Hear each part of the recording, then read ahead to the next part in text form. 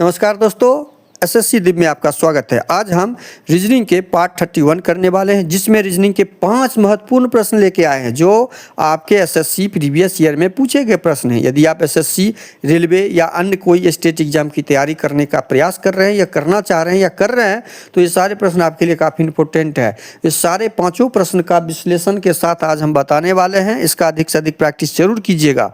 अब आते हैं सीधा प्रश्न पे। वीडियो अच्छा लगे तो लाइक और कमेंट जरूर कर दीजिएगा। वीडियो अच्छा लगे तो लाइक और कमेंट जरूर कर दीजिएगा। चैनल पे नए आए हैं तो चैनल को सब्सक्राइब कर लीजिए। अब आपके सामने है, दिए गए विकल्पों में से उस संख्या का चयन कीजिए जो निम्नलिखित श्रृंखला में प्रश्नवाचक चिन्ह को प्रस्थापित कर सकती है। अब यहाँ पे देखिए क्या लगा हुआ है, श्रृंखला 5 से 10 हुआ है तो 5 प्लस हुआ, 10 से 17 हुआ है तो 7 प्लस हुआ, 17 से 26 हुआ है तो 9 प्लस हुआ। और देखिए यहाँ पे दिख रहा है ना, 26 से 37 हुआ है तो 11 प्रश्न हुआ है। अब यहाँ पे अगला सीरीज में क्या होगा, तो सीरीज के ऊपर सीरीज आ गया है। यहाँ पे 5 में 2 जोड़ते हैं तो 7 होता है, 7 में 2 जोड़ते हैं तो 9 होता है, 9 में 2 जोड़ते हैं तो 11 हो जा रहा है, 11 में 2 जोड़ेंगे तो 13 हो जाएगा। और यहाँ पे हमारा यहाँ पे कितना जुड़ जाएगा, 13 प्लस हो जाएगा किसमें, 37 में। 37 में 13 जोड़ेंगे तो 7 3 10, 3 1 4 1 5, 3 1 4 1 5, 50, जो ऑप्शन सी में दिया हुआ है। ऑप्शन सी हमारा यहाँ पे सही जवाब हो जाएगा। आपका भी सही जवाब ऑप्शन सी होगा। इसमें क्या लगा हुआ है, यदि ये एपी में है, एपी का मतलब हो गया +2 +2 +2 +2, समांतर श्रेणी में है +2 का यहाँ पे सारे ये जो है ये पहला रेट इसमें और एपी लगा हुआ है तो एपी में यह सीरीज बढ़ा है, समांतर सीरीज के रूप में यह सीरीज बढ़ा है। और उसके ऊपर हम इस सीरीज को कंप्लीट करके 50 आंसर ढूंढ लिए। अगला प्रश्न है आपका, निम्नलिखित में से कौन सा पद दी गई श्रृंखला में प्रश्नवाचक चिन्ह के स्थान लेगा। प्रश्नवाचक चिन्ह के स्थान को लेगा तो H 8 नंबर पे होता है, हमेशा ध्यान रखिए।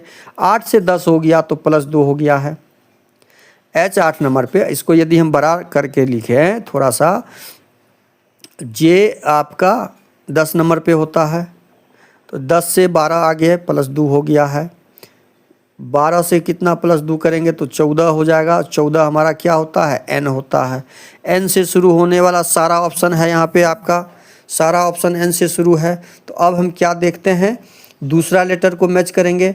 n के बाद देखिए 14 से 16 हो गया तो +2 यहाँ पर भी हुआ है। अब दूसरा लेटर में क्या लगा हुआ है वो ढूंढते हैं। दूसरा लेटर में दूसरा है आपका 10 11, 11 पर है के, 11 से 12 हुआ है, 11 से 12 हुआ है तो +1 हुआ। ये 12 से 13 हुआ है तो +1 हुआ।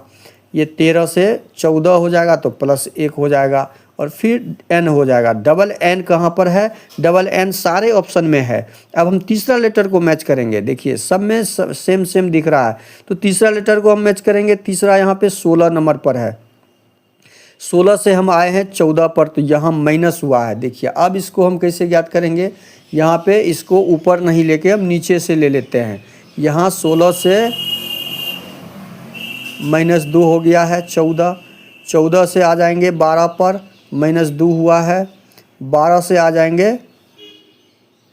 -2 करेंगे 12 में तो 9 हो जाएगा, 10 हो जाएगा। 10 हमारा कहाँ पे होता है, जे पे 10 होता है तो जे हो गया। अब यहाँ पे हम क्या करेंगे, जे डबल एन जे यहाँ पे नहीं है, यहाँ पे नहीं है, यहाँ पे नहीं है। ये तीनों ऑप्शन हमारा नहीं होगा। जे आपका ऑप्शन ए में दिया हुआ है तो ऑप्शन ए आपका सही जवाब हो जाएगा। देखिए ये आपका नंबर, ये सीरीज का प्रश्न है, सीरीज का भी आपका अक्षर सीरीज का प्रश्न है और अच्छे तरीके से इस प्रश्न को पूछा गया है। इसका विश्लेषण आपको समझ में आया और इसका प्रैक्टिस अधिक से अधिक जरूर कीजिएगा। अगला प्रश्न है, उस आकृति का चयन कीजिए जो नीचे दी गई आकृति श्रृंखला में प्रश्नवाचक चिन्ह के स्थान को प्रतिस्थापित करेगी। ये देखिए यह आपका फिगर सीरीज से संबंधित प्रश्न है और फिगर सीरीज से संबंधित प्रश्न आपके हर एक में 2 प्रश्न अवश्य रहते हैं। 2 नंबर पक्के करने होंगे और इस पक्के करने के लिए इस फिगर को विश्लेषण कीजिए। विश्लेषण करके आपको ज्ञात करना होगा प्रश्नवाचक चिन्ह के स्थान पे क्या आएगा। अब यहाँ पे क्या लॉजिक लगा हुआ है वो देखते हैं। ये पहले कोई एक संख्या ले लेते हैं, 6 को ले लेते हैं, 6 बीच में यहाँ पे है और यहाँ 6 कहाँ आ गया है, देखिए यहाँ 6 आ गया है कॉर्नर में, तो 6 आ गया आपका कॉर्नर में, कॉर्नर कर दीजिए। 2 आपका चला गया डी के पास, तो डी के पास 30 लगा दीजिए और डी कहाँ चला गया आपका 6 के पास। तो इस 3 अक्षर के साथ हमने रिलेशन ढूंढ लिया। अब बाकी अक्षर के साथ ढूंढिए।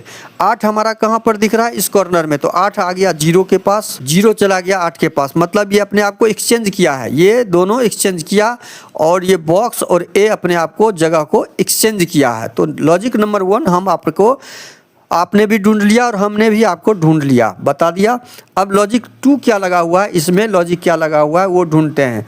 तो ए आपका चला गया 8 के पास, 8 चला गया ए के पास, ये यहाँ एक्सचेंज किया है, यह यहाँ एक्सचेंज किया है। बॉक्स आ गया डी के पास, बॉक्स आ गया डी के पास, डी चला गया 2 के पास, ये यहाँ पे एक्सचेंज किया और 2 चला गया कहाँ पर, 2 आपका चला गया इस कॉर्नर में, 2 चला गया बॉक्स के पास, तो यहाँ पे यह एक्सचेंज हुआ है। अब देखिए यहाँ पे 6 और 0 में, ये 6 और 0 के साथ एक्सचेंज हुआ है।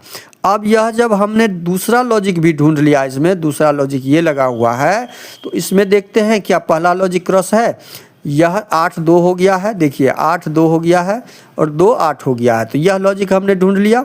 इसमें लगा हुआ है 1, तो इसमें लगेगा तो दूसरा नंबर लॉजिक। दूसरा नंबर लॉजिक यहाँ पे अब देख रहे हैं हम क्या है, ये अपने आप को एक्सचेंज किया, तो 6 आ जाएगा 2 के पास, 2 आ जाएगा 6 के पास, तो 2 और 6 में हमने कर लिया। अब ये आ जाएगा, ये देखिए बॉक्स आ जाएगा, ये नीचे आ जाएगा आपका 8 आ जाएगा डी के पास, डी आ जाएगा 0 के पास, तो 8 आ जाएगा बीच में, डी आ जाएगा यहाँ पर और ये उठ के चला जाएगा 8 के पास, तो सर्कल 0 आ जाएगा यहाँ पर। अब ये ए और डी में अंतर, ये बॉक्स आ जाएगा यहाँ पर और ए यहाँ पर। अब इसको मैच कीजिए, हम पूरा दूसरा लॉजिक आपको यहाँ पे डाल चुके हैं। ऊपर में 2 और 0 आना चाहिए, यहाँ पर ए दे दिया है, ऑप्शन ए नहीं होगा। 2 0 यहाँ दिया है, 2 0 यहाँ दिया है, यहाँ 2 है ही नहीं, इस ऑप्शन डी भी कट हो गया। अब देखते हैं बीच वाले अक्षर में 6 8 बॉक्स है 6 और यहाँ देखिए सी में डी दे दिया है, तो ऑप्शन सी भी नहीं होगा, 8 होगा, तो ऑप्शन बी आपका सही जवाब हो जाएगा। अगला प्रश्न है आपके सामने, निम्नलिखित समीकरण को सही करने के लिए किन्हीं 2 चिन्हों को आपस में बदलना चाहिए। किसको 2 को बदलेंगे, जो 216 आ जाएगा। तो अब ऑप्शन ए को डाल के देखते हैं, माइनस को प्लस कर दीजिए, प्लस को माइनस कर दीजिए, माइनस को प्लस कर दीजिए, प्लस को माइनस कर दीजिए, 216 लाइए इसमें। यदि 145 को 29 से गुना करेंगे, 145 को 29 से गुना करेंगे तो ये 216 काफ़ी हैवी हो जाएगा, यह बहुत बड़ी संख्या हो जाएगी, 200 से सब बड़ी हो जाएगी, तो ऑप्शन ए तो आप पहले से हटा लीजिए, यह आपका लॉजिक यहाँ पे वर्क नहीं कर रहा है। अब हम देखते हैं दूसरा ऑप्शन बी। ऑप्शन बी में ऐसे एलिमिनेट कीजिए, एलिमिनेट करना सीखिए। ऑप्शन बी, माइनस को गुना कर दीजिए और गुना को माइनस, माइनस को गुना कर देते हैं, गुना को माइनस। अब यहाँ पे क्या दिख रहा है कि ये जब माइनस करेंगे इसको तो ये तो माइनस में आ जाएगा, ये जब माइनस करेंगे तो माइनस में आ जाएगा। 29 को देखिए 5 जोड़ेंगे और 15 को 15 × 5 = 75, 15, अच्छा यहाँ पे भाग लगा लेते हैं, इसको भाग लगाइए, 15 × 15 = 60 और 15 × 3 = 45, 15 × 2 = 30 और 10, यहाँ तो ये दशमलव में आ रहा है, ये तो भाग लग ही नहीं रहा है, 15 से 640 दशमलव में आ रहा है, तो ऑप्शन बी भी संभव नहीं है। अब हम आते हैं ऑप्शन सी पे, ऑप्शन सी लगा के देखते हैं, ये तो भाग लगा ही नहीं 15 से 640 में। अब सी ऑप्शन में दिया हुआ है, भाग को जोड़ कर दीजिए और जोड़ को भाग कर दीजिए। अब लगा के देखते हैं हम, 29 गुना 15, 5 या 15, 5 एकम 5, 5 दूनी 10, 5 नमा 29 घटे 15, 640 को 15 में जोड़ेंगे, 5 4 1 5 655। अब 29 का स्क्वायर ज्ञात करना होगा, तो 29 देखिए 2 अंकों का गुना ज्ञात करना भी आप यहाँ पे सीख लीजिए, कितना आसानी से हम तरीका से कम समय में ज्ञात करेंगे। तो 9 को 9 से ज्ञात करेंगे तो कितना हो जाएगा, 9 9 81, बचा हाथ में आपका 8। अब इसको इससे गुना कीजिए और इसको इससे गुना कीजिए, तो 9 दूनी 18, 9 दूनी 18 और इस सब को जोड़ देंगे, 18 दूना 36 और 8, 36 और 8 को जोड़ेंगे तो 44, 44 का 4, अब हाथ में कितना बचा 4, 2 दूनी, अब इसको गुना कीजिए, 2 दूनी 4, 4 4 841 हो जाएगा आपका। गुना कितना कम समय में हम निकाल दिए, इसको भी आप समझिए। 841 और 655 हमारा कितना आ रहा है, 216 आ रहा है। ऑप्शन सी हमारा इस प्रश्न को सही कर रहा है, तो ऑप्शन सी इस प्रश्न का सही जवाब हो जाएगा। अगला प्रश्न है, दिए गए विकल्पों में से उस आकृति का चयन कीजिए जो प्रश्नवाचक चिन्ह को प्रतिस्थापित कर सकती है, श्रृंखला को तार्किक रूप से पूरा कर सकती है। अब यह देखिए फिगर सीरीज से संबंधित प्रश्न है, इसमें क्या लॉजिक लगा हुआ है उस लॉजिक को ढूंढने का प्रयास कीजिए। घड़ी का यह सुई जो है, घड़ी का सुई, बड़ा वाला घड़ी का सुई ज्यों का त्यों है, और छोटा वाला घड़ी का सुई जो है 45 डिग्री का एंगल यहाँ से बना रहा है।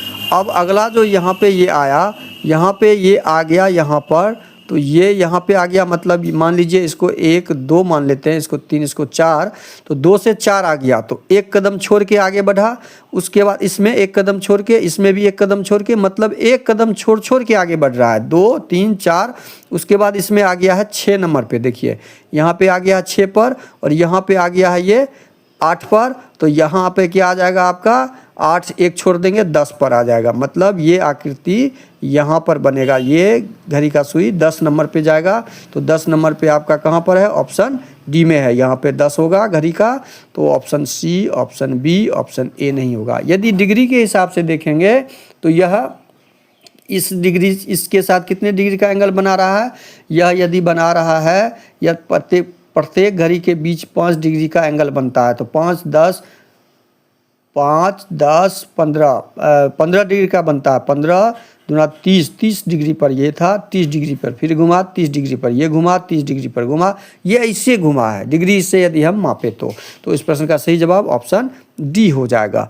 वीडियो अच्छा लगे तो लाइक और कमेंट कर दीजिएगा। चैनल पे नए आए हैं तो प्लीज़ चैनल को सब्सक्राइब कर लीजिए। साथ में लोग अपने दोस्तों को शेयर जरूर कर दीजिएगा ताकि उनके पास ये वीडियो आसानी से पहुँच पाए। बेल आइकन को ऑल से पर जरूर डाल दीजिएगा। थैंक यू, धन्यवाद, जय हिंद, जय भारत।